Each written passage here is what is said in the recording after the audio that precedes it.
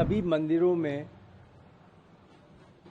भगवान जिनको कि स्थापित होना है और जो साधु संत जिन्हें कि स्थापित किया जाना है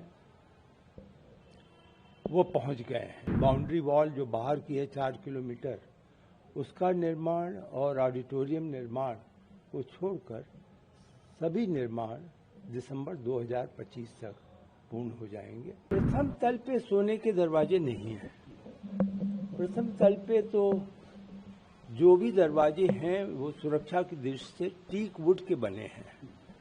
सोने के दरवाजे या सोने उस पे चढ़ाने की वर्तमान में कल्पना नहीं है। जो कुछ भी है वो भूतल पर था, जो सोने का पूर्ण हो गया है। सभी मंदिरों में भगवान जिनको कि स्थापित होना है और जो साधु संत जिन्हें कि स्थापित किया जाना है वो पहुंच गए हैं और अब कुल मिलाकर केवल 2 भगवान की मूर्तियां अवशेष हैं। एक तो राम दरबार है जो 23 मई को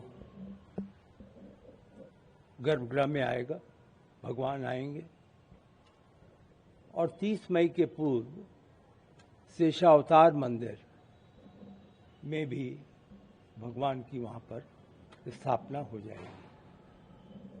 तो जो 5 जून का कार्यक्रम है कि सभी मंदिरों का एक साथ पूजा स्थापना किया जाना है विधि विधान के अनुसार, वह लगभग 3 तारीख से शुरू होकर 5 तक संपन्न हो जाएगा। न्यास उसके बाद तय करेंगे कि श्रद्धालु प्रथम तल पर किस तारीख से जाएं। ये योजना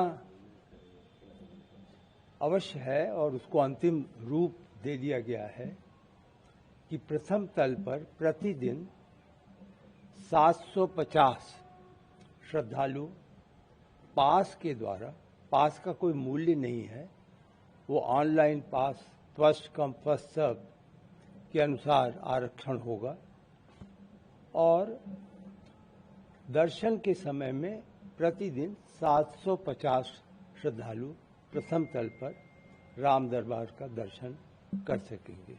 औसतन लगभग प्रति घंटे 50 श्रद्धालु ऊपर जाएंगे, दर्शन करेंगे और फिर वो बाहर आएंगे। तो कुल मिलाकर मैं समझता हूं कि अनुमानतः जो हम लोग समझ रहे हैं, बाउंड्री वॉल जो बाहर की है 4 किलोमीटर, उसका निर्माण और ऑडिटोरियम निर्माण को छोड़कर सभी निर्माण दिसंबर 2025 तक पूर्ण हो जाएंगे। प्रथम तल पे सोने के दरवाजे नहीं हैं।